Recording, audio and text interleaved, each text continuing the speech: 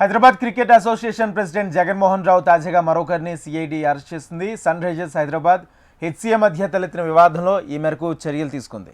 Vigilance నివేదిక ఆధారంగా ఇటీవల సిఐడి కేసు నమోదు చేసింది. ఈ క్రమంలో సిఐడి అధికారులు నిన్న జగన్మోహన్ రావును అరెస్ట్ చేశారు.